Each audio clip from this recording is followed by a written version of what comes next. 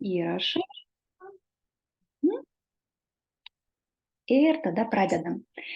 Tai visų pirma, norėčiau, kad šita pamoka nebūtų vien mano kažkoks kalbėjimas. Ir paprašysiu tiesiog iš karto, kas turite, pradėkite užduoti klausimus, galite rašyti, dar geriau būtų, kad išdrįstumėte balsu, nes labai norisi, kad tikrai tas susitikimas būtų tikslingas. Norisi kuo daugiau jums duoti informacijos, pasidalinti tuo, ką turiu.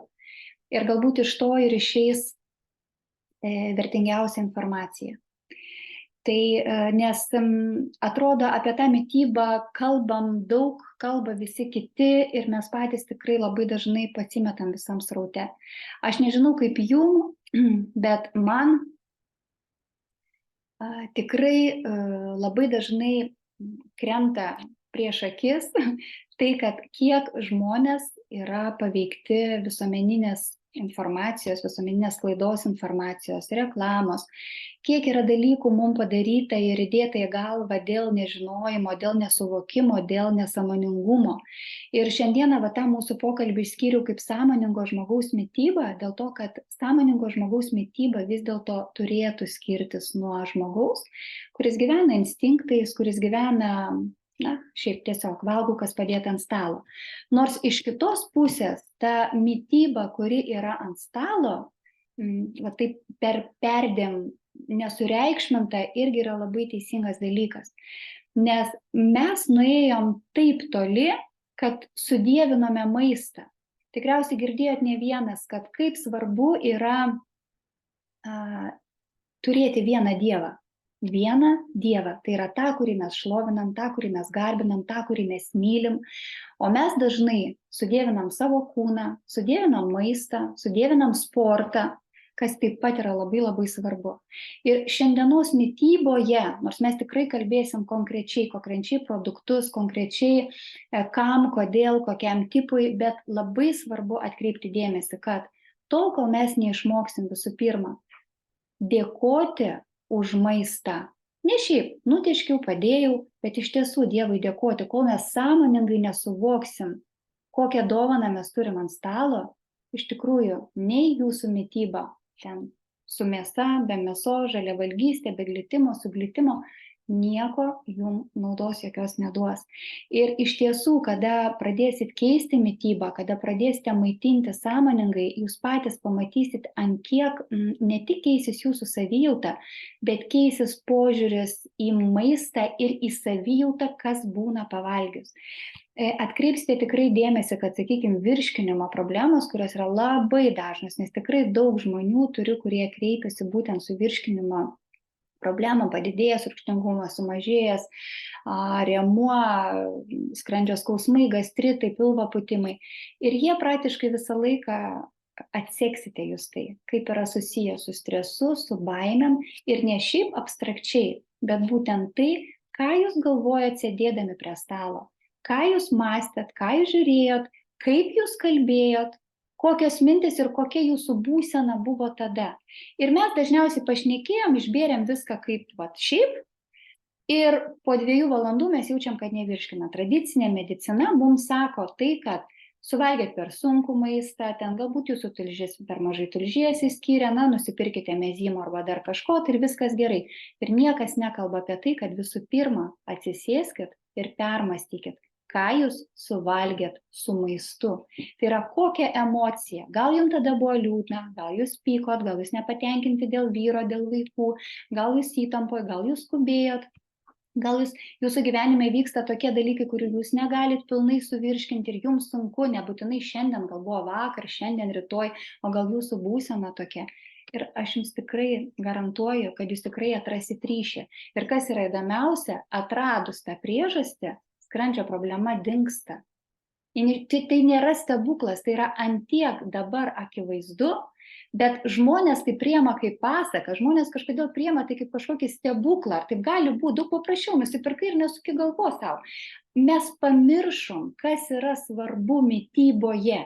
Ir vienas iš pagrindinių dalykų, apie ką mes ir kalbėsim, kad turime suvokti, kad mityba tai yra maistas, kuris patenka į mūsų kūną, Jis nėra skirtas kaip kažkokia tai cheminė formulė, kaip vitaminai, mineralai, angliavandeniai, riebalai, nes mes dabar tai valgom. Taip, perki produktą parduotuvėje ir tu galvoji, aha, čia sveika, čia nesveika. Ką reiškia sveika, nesveika? Daug riebalų, mažai riebalų, daug angliavandenių, mažai angliavandenių, daug glitimo, mažai glitimo.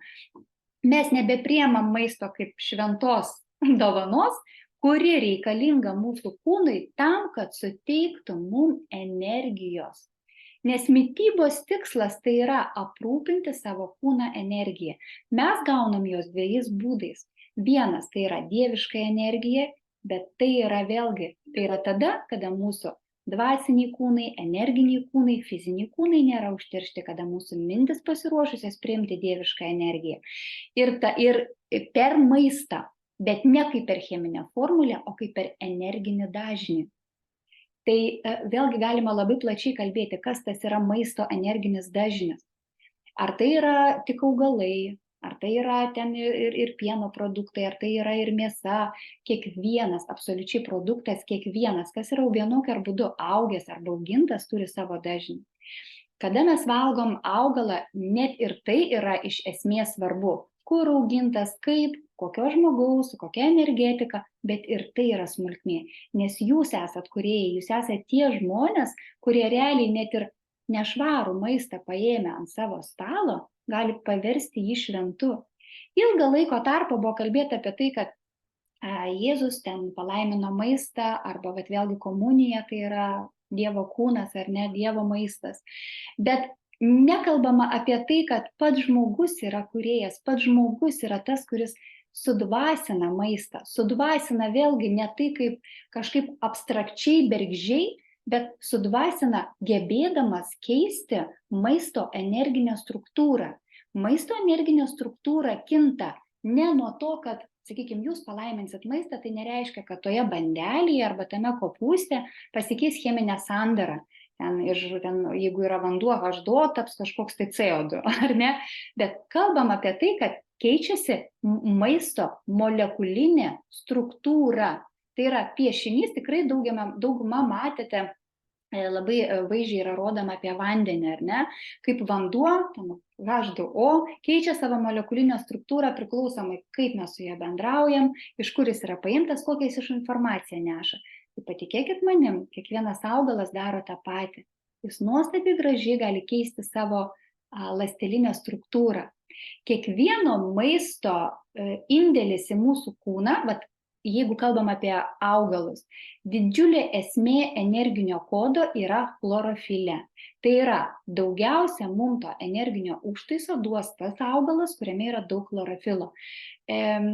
Pakylėtojų mokytojų dėka mačiau vaizdinį, kaip gražiai chlorofilas yra atsakingas už energijos sankaupą.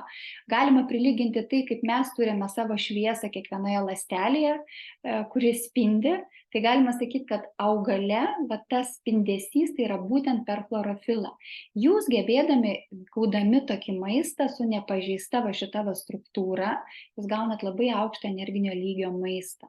Tai yra daugiausiai yra jūros dumbliuose, yra žaliuose lapinėse daržovėse, špinatai labai daug turi to dalyko, bet net ir ne tai yra esmė. Dar vienas labai svarbus faktorius tai yra vanduo esantis tame produkte. Praktiškai kiekvienas produktas, ar tas pienas, ar tas augalas, ar ne, ar net ir ta pati mėsa, jinai turi vandens. Tas vanduo, jisai patenka iš žemės, iš lietaus, ar ne, įvairiausiais būdais. Ir ten kokia yra informacija, jūs visą tai sugeriate savo kūną. Reikia atmesti tą faktorių, kad informacija tai tik tai, ką mes girdim ir tai, ką matom. Informacija yra, žinot, ar ne, dar tai, ką mes girdim ir matom, nematydami ir negirdėdami. Ir informacija yra tai, kas patenka į mūsų kūną. Didžiausias informacijos nešėjas tai yra vanduo, kuris patenka pats kaip grynas arba pats su maistu. Kokią informaciją mes gaunam? Kada kalbam apie užterštą vandenį, apie vandenį, kuris netinkamas žmogaus mitybai, vėlgi mokslas yra toks dalykas, kad jisai turi parodyti, kas yra užrašyta, kas yra vaizdinėje medžiagoje. Ir vėlgi daug tyrimų, kaip atrodo negražiai, ten kažkas plaukia, kažkokios dalelės, kažkokie tai mikrobai ir mes jų bijom. Realiai mes gyvenam gamtoje, mes esame vienis, mes neturime bijoti nei viruso, nei bakterijų, vėlgi. Yra atskira tema apie virusus ir bakterijus, kaip jie patenka į mūsų kūną, kam jie yra reikalingi, kaip su jais sugyventi, kada mes kuo sirgsim arba kuo nesirgsim, atmetant mūsų karminius dalykus ir taip toliau. Bet jeigu kalbė apie maistą, tai visos šitos dalelės, jos įeina į jūs kaip informacijos pernešėjas ir jūs savo kūnu tai pasiema. Jūs to nesuvokia. Nesuvokia jūsų sąmonė, nesuvokia jūsų protas, bet jūsų kūnas reaguoja. Vėlgi, esu mačius tą vaizdinį dalyką, kaip yra ląstelės. Mūsų kūnuose ląstelės, jeigu, sakykime, yra organas, susiformavusi pas mus nuomonė, kad visas yra sulipę. Iš esmės tai nėra sulipę. Labai daug yra, aš nežinau, kaip jis vadinasi, aplink kiekvieną ląstelę skystis, per kurį labai gražiai filtruojasi ir keliauja vanduo, vandens molekulinės struktūros. Labai gražiai ląstelė tas vandens molekulės paima ir kaip kinta, tai yra kaip pasidalina, paimdama vieną informaciją, ji išskiria savo nereikalingą informaciją, nes kiekviena ląstelė turi savo irgi genetinį kodą, jinai puikiai moka pasisavinti medžiagas, jinai puikiai moka pašalinti tai, kas nereikalinga. Ir vėlgi mes sakom apie tai, kad ląstelė pašalina medžiagas. Jai realiai galbūt net nieko nereikia šalinti, bet jinai šalina informaciją. Yra toks dalykas, kurias mes labai žinom ir daug ligų susijusių su druskom, su druskų sankaupom. Mes tai vadinam dažnai, kaip druskas, tai įsivaizduojam dar sąnariuose, kai kaupiasi druskos, bet iš tikrųjų tie patys akmenys tai yra, nuosėdos, galim irgi sakyti druskos. Tai kada jie būna susikaupę tulžyje, inkstuose ar ne, kituose organuose, tai yra ne kas kitas kaip informacinis perteklius. Druska ir akmenys, įvardinkim taip ar ne, bet kokiu pavidalu mūsų kūne tai yra apsauga. Mūsų kūnas labai gražiai moka viską surinkti, tam, kad tu, mylimas žmogau, galėtum gyventi, tam, kad tau tai nepakenktų. Kai mūsų kūnose atsiranda tokie dalykai, mums šokas, mes nežinom, ką daryti, arba mes kažkaip susigyvenam su tuo, bet mes nei vienas už tai nedėkojam. Nes iš tikrųjų mūsų kūnas susitvarkė su perteklinė informacija, tai yra su ta, kuri pateko su maistu, kuri pateko su vandeniu, kuri pateko mūsų pačių priimtų sprendimų, mūsų pasirinkimų. Tai čia yra tokie esminiai dalykai, apie kuriuos sąmoningas žmogus, maitindamasis, turi mąstyti, o ne apie tai, kaip, gerai, aš suvalgysiu ten karbonadą su bulvių koše, ar atitinka tie produktai, ar galima juos valgyti. Chemiškai yra daug dalykų, ko daryti negalima, kaip ir netinka, nes realiai laboratorijose ten nesuvirškina, arba žmogus kūnas negeba suvirškinti, bet jūs juk sąmoningi žmonės, pas jūs yra tikrai išlavintas, arba jūs turite lavinti savo intuityvę mitybą. Labai svarbu iš tikrųjų žmogui išmokti pajausti alkį. Aš nekalbu apie badavimą, nekalbu apie tai, kad mes turime būti tos būsenos alkio, bet mes turime suvokti, kada mes iš tiesų norime valgyti, nes mes valgom pagal laikrodį, mes valgom pagal bioritmą kažkieno sugalvotą.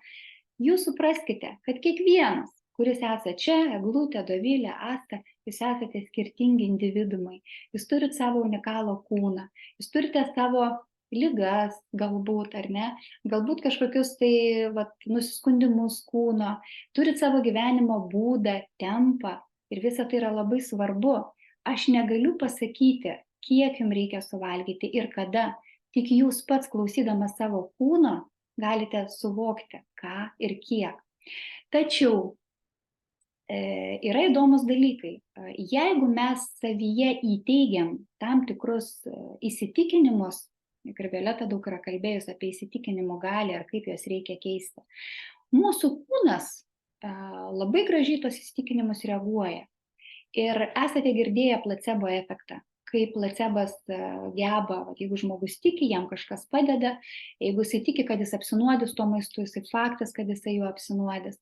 Tai yra lygiai taip pat, jeigu žmogus tiki, kad nepriimtinas yra glitimas, kad glitimas yra nuodas, jisai suvalgęs tos produktus begalę visokių istorijų gali papasakot, kaip jo kūnas ten gleivėja, kaip jo kūnui sunku, kaip jo kūnui tas nevirškina ir kitas.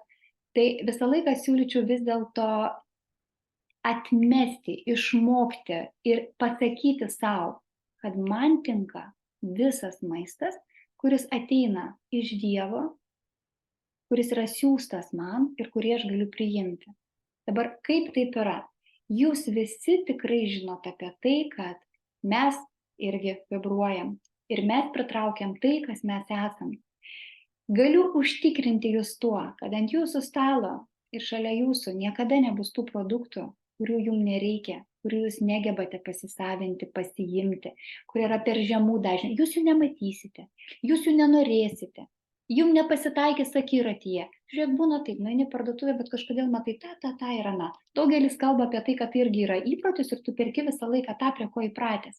Iš tikrųjų, pamastykit plačiau, praverkit savo sąmonę. Kodėl tu matai būtent tuos produktus? Kodėl tu praeini pro juos?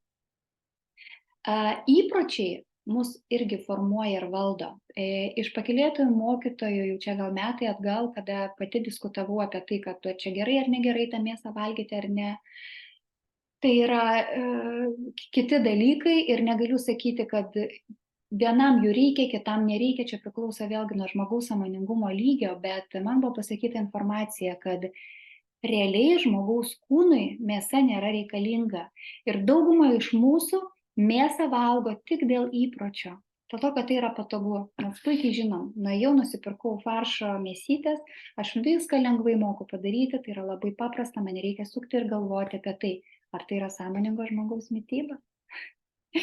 Tai prasme, jeigu jūs mąstate, jūs galvojate apie kokią energinę dozę jums paduos, kokią informaciją jums perneša, ar ne, kaip jūs pakrausit savo kūną, ar tai padės jūsų kūnai pasisemti energijos, nes tikslas yra.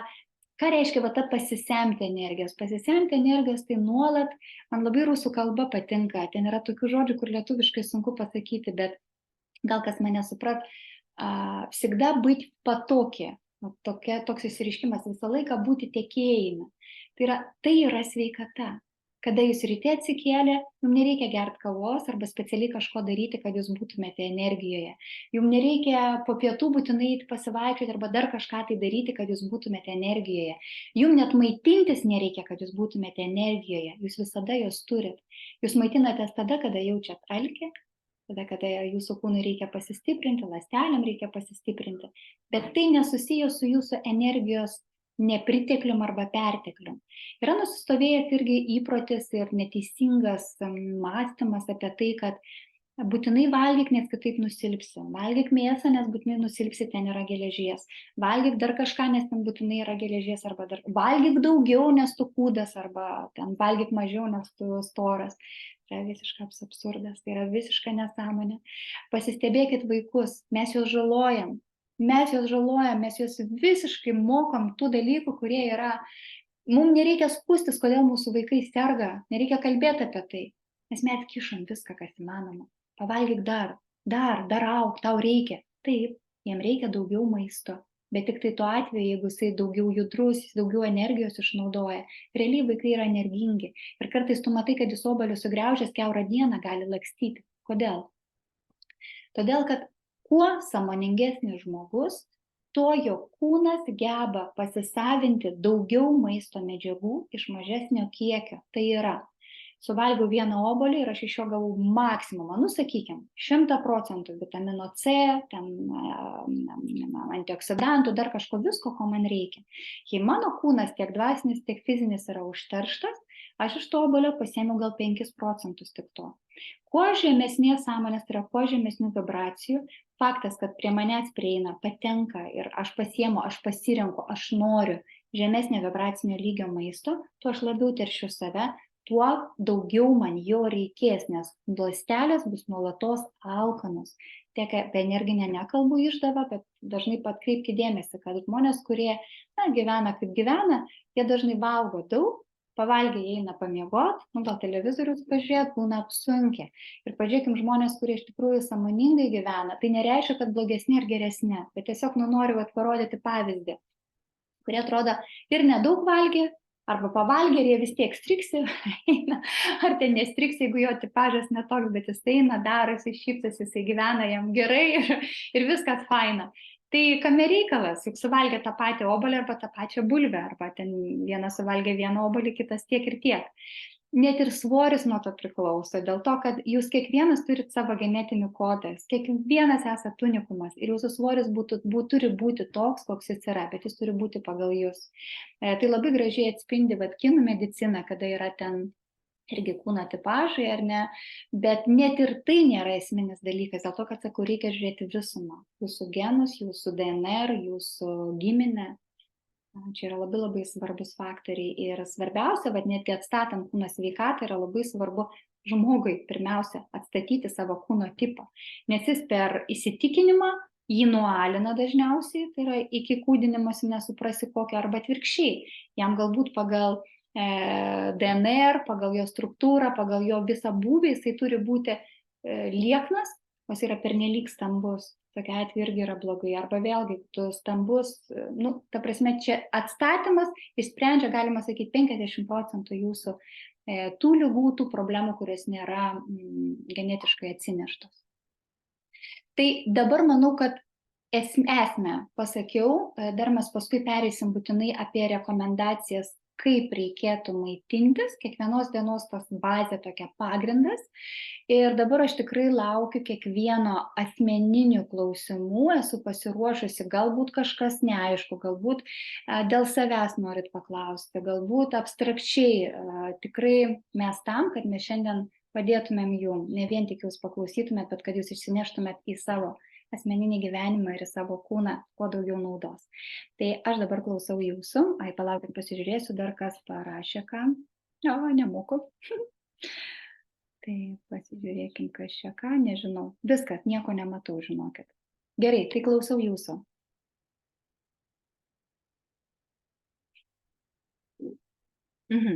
Klausimų nėra. Puiku. Labą dieną. Labą dieną, Dovilė. Tuoj aš, va. Labas. Labas. Aš norėjau paklausti, kaip yra su ligom. Tarkim, aš turiu endometriozę ir kiek skaičiau, tai labai to gydymo tokio kaip ir nėra, bet esmė tai maistas. Kiek žiūrėjau, kad labai maistą reguliuoti arba jau ten hormonai kažkokie tai gerti. Tai ir norėjau paklausti, kiek skaičiau, tai ten pagrinde yra visa augalinė mityba. Ir gal kažką jūs galėtumėt pakomentuoti būtent dėl endometriozės. Taip, visos absoliučiai moteriškos ligos yra pirmiausia susijęs su santykiais su tavimi pačia kaip moterimi ir vyrais.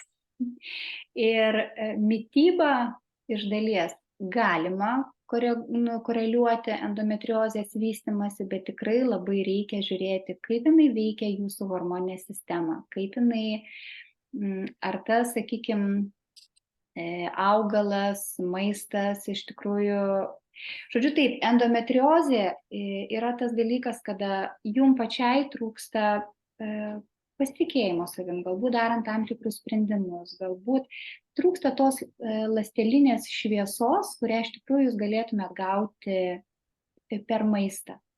Bet supraskite tai, kad jūs tokiu atveju tik maitinat ląstelę, bet jūs nešalinat priežasties. Kiekvienai moteriai endometriozė gali turėti visiškai skirtingas priežastis. Tai pirmiausia, reikėtų išsiaiškinti asmeninę priežastį. Tai vėlgi tai yra daroma tų žmonių pagalba, kurie geba matyti ligos priežastį. Aš pati liečiant dažnai matau priežastį. Bet tikrai, sakau, galbūt jūs pati gausite atsakymus, kalbėkite su savo aukštesniuoju aš, tai yra pirmas žingsnis.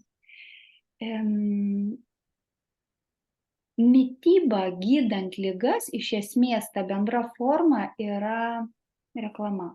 Visiška, absoliuti.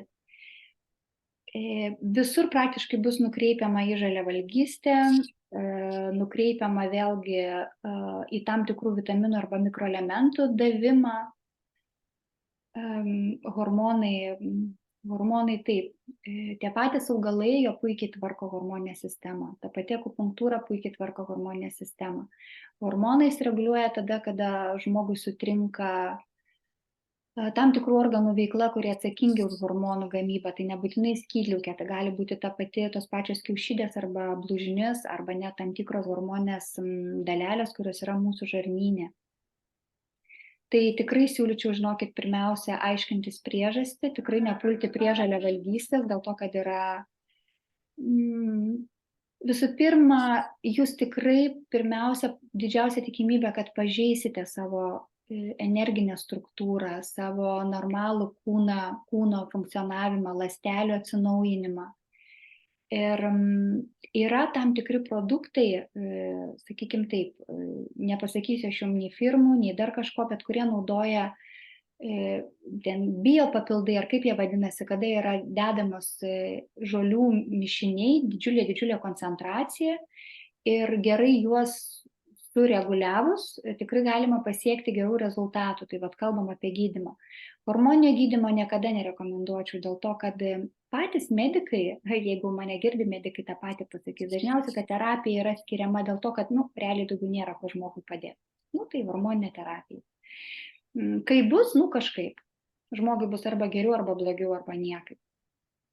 Bet jūs žinokite tai, kad pradėję naudoti hormoninę terapiją, jūs savo organizmą paliekate visiškai šone. Jis nustoja dirbti, patys hormonai nustoja gaminti, jiem yra visiškai nereikalingas tas darbas. Jūs išreguliuojate ne tik savo hormonų tą perteklių arba kaip tik stygių ir atstatot ne tik tai ten arba pažeidžiat endometriozės ir moteriškų šitų organų struktūrą, bet jūs visą visiškai kūną veikiat. Savo sąmoningumą taip pat ir labai labai stipriai. Endometriozė, dar kartą pasiantrinsiu, tikrai žinokite, tiek ta pati akupunktūra, tiek tie preparatai, jie duoda tikrai labai gerų rezultatų. Ir aš dar norėjau paklausti, mano vaikystės visada su geležimi problema, žemas hemoglobinas, įdomu, o kur šito energetinės šaknės? Jo, tai dabar geležį, geras, visų pirma, tai yra susijęs su ir gyvenimo džiaugsmas, vienas dalykas. Ir geležį mūsų kūnas geba puikiai pasisavinti tiek, kiek jam reikia, iš labai mažų dozių, belia kokio augalo ten, kur jo yra. Tiek, kiek mums nurodoma, kad mes turime gauti iš mėsos arba iš kitų žalių produktų, tai yra visiškai netikslinga. Jeigu mūsų kūnas negeba jo pasisavinti dėl to, kad mes nematome gyvenimo džiaugsmo, dėl to, kad yra kažkoksai tai stygius, ta prasme, nuolatinis kažkoks stygius, ar finansiniai srity, ar sveikatoj, ar santykių, ar, ta prasme, nepriteklius. Ir žmogus dažniausiai tai jausdamas, jis stengiasi tai gauti kažkokiu tai per prievartą, sakykime, yra finansinis stygius, žmogus dirbs, salins save, varys, kad tik tai uždirbtų. Santykių stygius, ten sukurs milijoną santykių, bėgs nuo vieno prie kito, bet kad tik tai juos atstatyti. Nėra kažkokio tai džiaugsmo, varinės po visą pasaulį, kad tik tą džiaugsmą iš kažkur tai gauti. Visa tai yra tada, kada pas mus yra žemas hemoglobino kiekis, tai yra tai suformuoja stygių, gyvenimo stygių ir mūsų kūno kraujo tam tikrų dalelių stygių. Tirštas kraujas būna atvirkščiai pas žmonės, kurie gyvena pakankamai sėsliai, žmonės, kurie nebeturi gyvenimo tikslų, kurie nieko dažniausiai jau net nebeieško. Ir tam tikrai kitos priežastys, bet sakykime su hemoglobinu, tai pakeitus mitybą labai lengvai susireguliuoja, bet keisti reikia ne į tai, kad aš valgau produktų, kur yra daugiau geležies, bet atnaujinu savo sąsąją ir nustoju bėgioti į kairę ir į dešinę, priimu savo gyvenimą toks, koks jis yra, ieškau priežasties, kodėl pas mane yra tas stygius, kodėl eina tas kažkurios srities nepriteklius. Ir išsiaiškinus tai, atradus visą tai, viskas labai labai greitai atsistato. Labai greitai. Ar atsakiau klausimą? Taip, ačiū. Toliau, ar yra dar kas nori? Aš Ar norėčiau girdite paklausti. mane? Prašau. Oi, Taip, klausau jūsų. Negirdžiu nei vieno. sveiki, Ingute. Taip. Girdite mane? Čia Girdžiu. Eglė, aš atsiprašau iš tikrųjų, kad be ką. Girdite mane ar ne? Taip, taip, girdim. Girdite, ne? Taip. Turiu tokį klausimą. Iš tiesų, gal galėtume truputėlį irgi pakomentuoti dėl alergijų. Pati su alergijom susidūriau, būdama jau virš 40 metų. Prieš tai niekada nesu jų turėjusi, bet dabar jaučiu, kad pakankamai yra nemažai tokių situacijų. Aš pati nesu ypatingai tų daug tyrimų dariusis.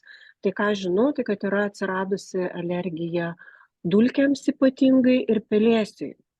Nors jaučiu, kad kartais būna tiesiog aplinkoje irgi, lauke kažkur tai būnu ir jau čiaudulys, nosis bėga, tai irgi nežinau nuo ko, ar tai yra žiedadulkės, tyrimų kaip ir neturiu tokių, kad būtų žiedadulkėm, bet lyg ir kažkokios savo mitybos ypatingai nesu pakeitusi, kad kažkas naujo būtų atsiradę, ir ar čia mityba tai galėtų įtakoti? Gerai. Ar čia kažkokios kitos priežastys? Pirmiausia, tai pasakysiu taip, kadangi mūsų laikas greitai baigsis, nes normuotas laikas yra Zoom, aš nesu išsipirkusi ilgai vesti 40 minučių tik tai. Tai kai baigsis šis, visi, kurie nori užduoti klausimus, ne balso žinute, o rašykite Švarus žmoguje klausimą ir aš jums būtinai pakomentuosiu balso žinute, kad kiekvienas gautumėte atsakymą. Gali tikrai tiek kartų, kiek reikia, tol, kol išsiaiškinsite. Gerai, sutarėm. O dabar taip dėl alergijų. Visų pirma, tai jeigu noriu paklausti, nepaklausti, o pasakyti, kad jūsų alergija tikrai yra susijusi su kvėpavimo takais, jūs alergizuojate savo kūną per, čia asmeniškai jūs, per kvėpavimą, dėl to, kad tikrai jaučiu tiek nosies, tiek net gerklės kutenimą, tai prasme iki čia. Ir dabar taip, abstrakčiai kalbant, alergija tai rodo didžiulį kūno užterštumą. Didžiulį. Labai dažnai išsivalius organizmą, alergija praeina savaime. Tada, kada mūsų kūnas nebesugeba, kiekvienam maisto produktui, kiekvienam dirgikliui, mūsų kūnas turi tam tikrą bazę, kiek jisai gali leisti. Prasme, jeigu mes galime, kaip pavyzdys, to produkto suvalgyti arba išgerti arba prikvėpuoti stiklinę, aš čia labai jau taip pasakoju, bet mes per dieną to gaunam 5, tai, kas yra perviršis, mūsų kūnas išeina per alerginės reakcijas, per odą, per čiaudulį, per visokias kitokias. Tai yra perteklius to, kas patenka į mūsų kūną. Taip, mūsų oras nėra stebuklingas, taip mes esam ir cheminių medžiagų apsuptyje, taip nieko nepakeisi. Nėra tikslo iš tikrųjų net aiškintis, kam, ar jūs ten, tik tai tiek, kad aišku, tą dirgiklį jūs atmetę, jūs mažiau dirkit save ir mažiau susidursit su alergija. Gydymas yra labai labai paprastas. Visų pirma, tai jūs turite išsivalyti savo kūną, fizinį kūną, jeigu kalbam apie fizinį. Tai gali būti bet kokie būdai. Tas pats gali būti mišinys, kurį gaminu, gali būti lengva forma tokia, ilgą laiko tarpą, gali būti ir tie, sakykime, konservatyvūs būdai, kada yra naudojama ta pati klizma. Bet čia jau tiem, kam patinka, yra tam tikrų produktų ir medžiagų, kurios greitai skatina tą žarnyno išsivalymą, bet tikslas yra ne tik žarnyną išvalyti, nes organizmo užterštumas eina per visur ir ta pati limfa, tas pats kraujas, bet kurioje mūsų kūno vietoje. Visko daug turi. Aš pati propaguoju tą kūno valymą, kuris eina per kepenų stiprinimą. nes kepenys tai yra mūsų filtras, kuris iš tikrųjų filtruoja absoliučiai viską, ką mes turim. Nuo kepenų priklauso, kiek mūsų kūnas stiprus atremti virusam, bakterijam ir tom pačiom medžiagom, kurios yra daugiau alergizuojančios. Tai kada yra alergija, visą laiką reikia stiprinti kepenis. Tai stiprinti kepenis vėlgi atstatant kepenų natūralią, pirmiausia jas išvalant, tada atstatant jų natūralią gerą funkciją, tai yra maitinantis atitinkamai, valgant ir geriant tam tikrus augalų užpilus, žolynus, pačią mitybą, keičiant ir derinant su tuo, bet būtent per kepenų stiprinimą. Tai va čia yra jau kalbant apie fizinį kūną, apie energinį kūną. Tai alergija irgi yra tai, kad man visko per daug. Ir kūnas kalba apie tai, kad man yra visko per daug. Ko jūs pati, manau, viduje žinote. Tai, kas jūs erzina, tai, kas jums nepatinka, tai, taip ta pati informacija, tas pats gyvenimo būdas, vėlgi tie patys toksiniai santykiai. Kadangi alergija yra labai susijusi su kepenim, atkreipkite dėmesį į tuos dalykus, kurie jūs negalit pasakyti ne tai, kad jums patinka ar nepatinka, bet tai, kas kelia jums pyktį. Tai yra santykiai, kurie man kelia pyktį, arba ten informacija tokia ir tokia ir tokia, man tai kelia pyktį. Per YouTube varo tą patį, man tai kelia pyktį. Nes kepenys jos yra atsakingos labai už pykčio emociją ir labai daug ligų yra su tuo susiję, bet alergija irgi yra šitam fone svarbu vaidmenį vaidinantis aspektas.